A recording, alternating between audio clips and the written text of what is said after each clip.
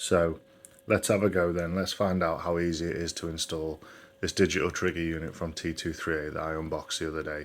Let's drop it in this V2 gearbox and see if we can rebuild it. I mean, what's the worst that could happen? Let's find out.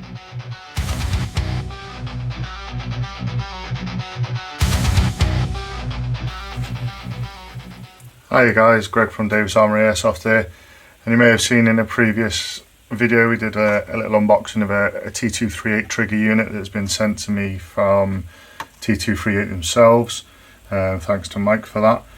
And yeah, so we're fitting it into this G&G gearbox that's come out of a boneyard riff that I am turning into a DMR. So yeah, here it is.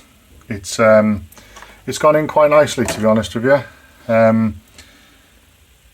haven't had any major issues. I have had to just remove a touch of material from the gearbox here, just to get this mic switch to sit down nicely for the selector plate, because it was catching, and obviously without wanting to damage the micro switch itself. So I just removed a touch of material there. And what I have done as well is, I don't know if you can see, there's this bit of white material here. Basically when I've tightened down the screw, it was just sitting slightly too proud on the back and not allowing the selector plate to slide over. It was actually hitting the body of the micro switch. So what I've done is just a piece of sticky foam, just put a small piece of that underneath the front here just to hold it up ever so slightly. It's still gone down nice and tight, and it just allows that selector plate, as you've seen, then to slide across the micro switch quite nicely. And we'll obviously have to see if that's gonna need trimming or not towards the end. Another thing to be very careful of with these is this micro switch here. So on the sector gear where the cam is, when you put it in, obviously only attempt to operate or rotate that gear in the direction it should rotate. If you attempt to rotate it backwards, there's a good chance you'll snap that micro switch off, or especially at least the tongue anyway. I haven't had to modify any other parts of the gearbox, but what you will have to have is low profile bushings or bearings, depending on what you're using, just to make sure you've got that clearance, because otherwise, excuse me, if they weren't low profile, this trigger unit would be sitting right up against it, and yeah, it obviously make the board flex then themselves, or possibly cause a bit of interference with the gears. But yeah, no, like I say, haven't had any issues. It is my first time fitting a trigger unit in, and yeah, I haven't really found it a problem at all. Gears are all shimmed and stuff like that, so we will go to rebuild this and see how we go, really. Fingers crossed. Yeah, fingers crossed it works, to be totally honest with you. That's the main thing. They have also got, which is quite handy actually, so this is your trigger micro switcher here, and they've got this bar that's got a fair amount of solder, and it just prevents you from going past that micro switch and then obviously like snapping it on the way back. Obviously the trigger on this isn't adjustable unless you get an adjustable trigger itself to put in with, like, you know, one of the limit screws, but there's no adjustment on the switch to adapt that trigger pull, if you like, or sensitivity on it. So yeah, routing of the wires, not a major issue. Hopefully they're down enough to clear the motor as it comes in. I think it should be. But yeah, so let's start let's start rebuilding then, and we'll go and see what happens. Hopefully, like I say, fingers crossed, it all goes together and doesn't cause me too many issues. In a previous video as well, I did an unboxing of just some bits that I've got from AK to M4. Again, purchased using my own money. The T238 Trigger Unit was sent to me, and I picked up the fact that this nozzle was a bit stiff, touch of grease, and as you can see there, it's absolutely spot on, and the air seal is absolutely stunning, so should be good for us.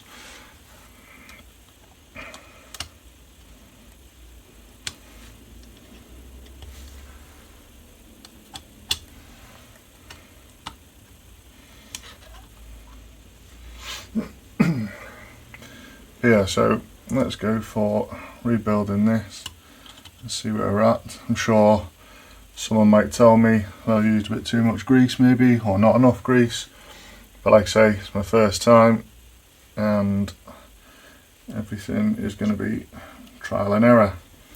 The lube that I have used for this is Super Lube. One of my friends at Another Tech, Luca from Sabre Airsoft, recommends that massively, absolutely swears by it. Don't think he uses anything else, to be totally honest with you. I imagine if he could bath in the stuff he would, because he likes it that much. But yeah, when you put in, like I say, watching for this micro switch on here, make sure that the cam on the bottom is away from it. Don't want to put it down and crush the actual micro switch itself, he says.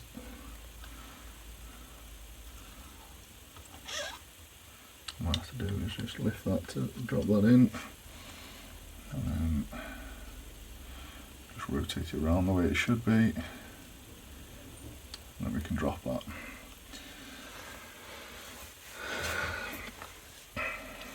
Selector plate, which I probably should have put on first. Hindsight's a wonderful thing.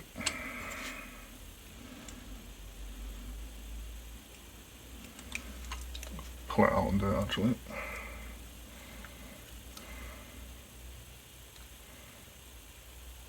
Just make sure that is all straight.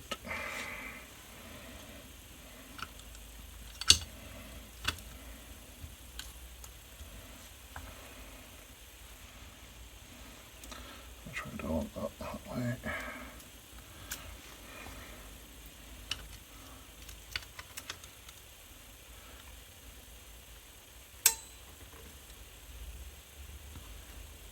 I mean, like I say, it's my first time doing this, so I imagine there's probably a number of ways I could have done something slightly better, or even slightly easier. But, like I say, at this moment in time, it's trial and error, so we shall see how we go. See, that caused me an issue in itself. Just try and keep it pinned anyway. Can sit there for now. I bet it pings off and pings that shim across the garage. Let's get this trigger in fact, I'm going to leave the trigger at the moment and try and get this anti-reversal latch in, if I can remember which way it goes.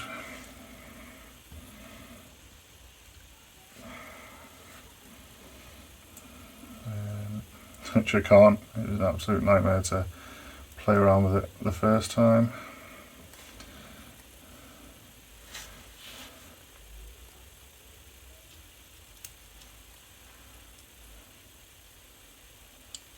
Nope, I've done that the wrong way, haven't I?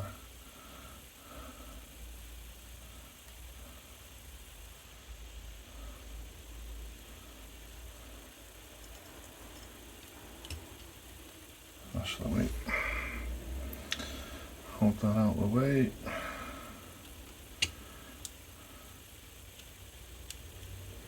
Yeah, That's the right way. Plus you've got these little gearbox tools here that hopefully will help hold that in. Let's get that shim down. Right, let's try and get this trigger unit in. It's a little nerve-wracking as well, doing this for the first time on a video. I mean, what can go wrong? I'm hoping as well, like I say, that this doesn't just strip this straight away as soon as I plug a battery in and go to fire it.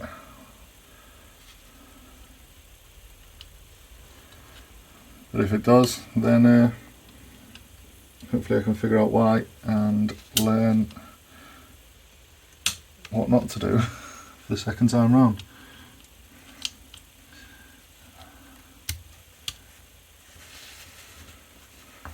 So 9 times out of 10, if first you don't succeed, try again until you run out of pennies. Hopefully that should be alright. Get that over the cam itself. Like that.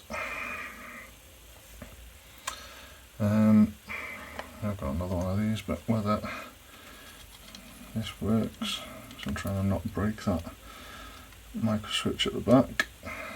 See if that holds that in. So far so good, I think, maybe. This will be the trying point here now with the spring.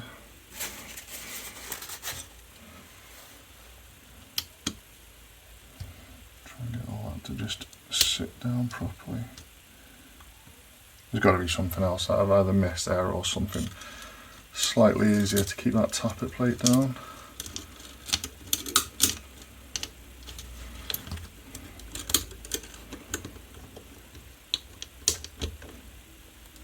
Definitely risking that coming flying out, but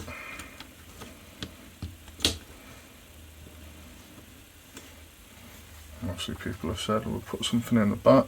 I've seen videos of that, so let's hope that kind of stays. That tappet plate is causing me an absolute nightmare.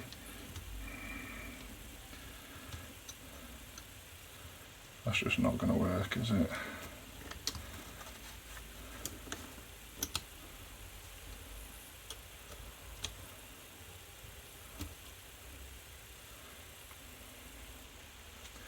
It's absolutely not going to work to try and get this other side on, because that shim does not want to play ball because of that tappet plate. And you've knocked the trigger unit as well. Well, we all knew that was going to happen, didn't we? A little laugh for someone.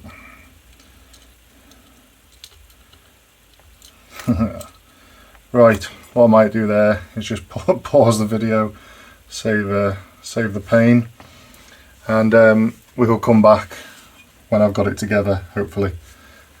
One eternity later. Right then guys, after far too long, I'm not gonna lie, I had an absolute nightmare. One thing I have learned, I do not like non-quick change spring gearboxes.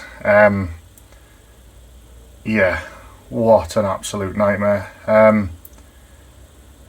The spring just kept pinging out. Anyone who's worked on one of these will probably know. But yeah, whether it was the anti-reversal latch, the bloody trigger, even using like the little gearbox tools, the tappet plate was pinging out, knocking shims off and stuff like that.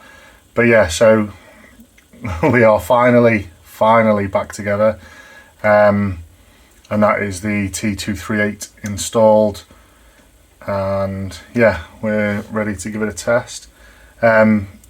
We'll give a shout out to Luke from Negative Airsoft. Massive thank you, mate, to digging out the pins for me. I literally couldn't find them anywhere. Everywhere I had them out of stock. I could get like body pins, like the rear and front body pins, but not the ones that I needed, and especially not like the middle gearbox pin. And he also squared us away a sling plate as well, that I've got somewhere, that was out of stock in everywhere I could try and find it as well. So again, thanks for that, Luke. But yeah, let's give this a go. So semi, probably gonna have to double check the shimming, like I say, first time might be a little bit screechy. Auto, and then yeah, then you've got obviously programming. See if we can enter the programming. So say pull and hold the trigger for 10 seconds. There we go. So battery, semi, full auto, pre-cocking, firing interval, rate of fire, trigger mode, selector type is G36 AK, and auto loading, which will be obviously for for gel blaster. Let's go into semi.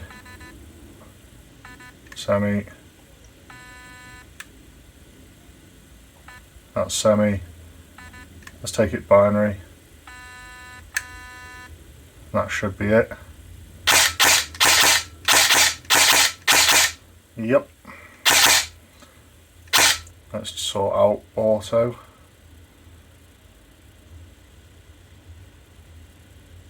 Wait for those beeps again.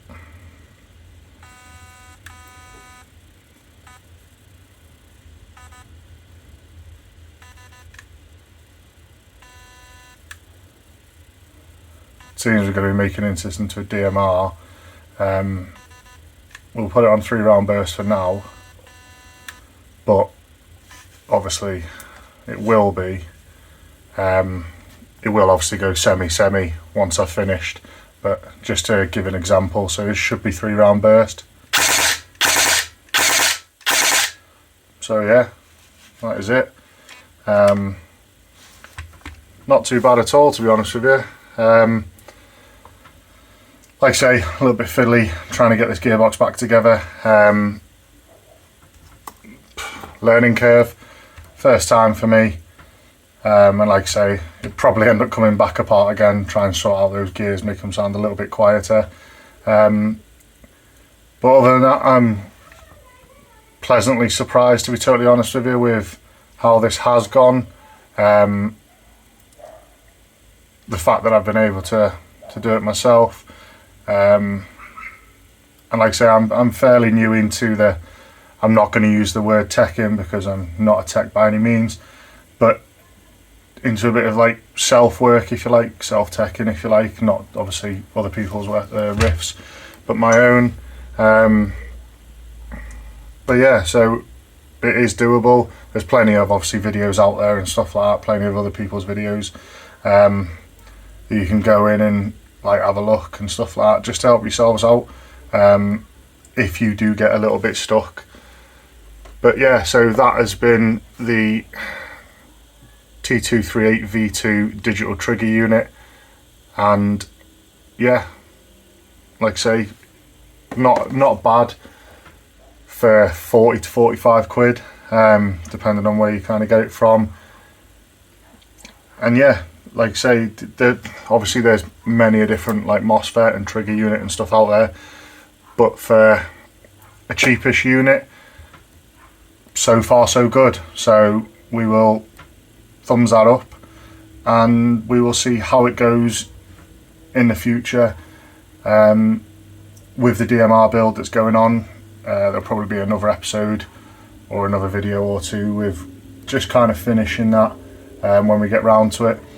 And then obviously once it's all sorted and stuff like that, a few other little bits and bobs to arrive, we'll put it all together, get a chrono, and we'll see where we're at. Might even possibly change this gearbox to a quick change spring, just to make my life easier, and then we'll drop the T238 Digital Trigger Unit back into that, and obviously the compression kit and stuff from AK to M4. But yeah, no, so like I say, once again, massive thanks to AK2M4, Pete from there, for the parts, and to Luke from Negative Airsoft for the other parts as well, for the body pins and stuff like that. Thanks a lot, guys. Make sure to like and subscribe, and we shall see you on the next one, really, see where we go from here. Cheers, guys. Thanks a lot.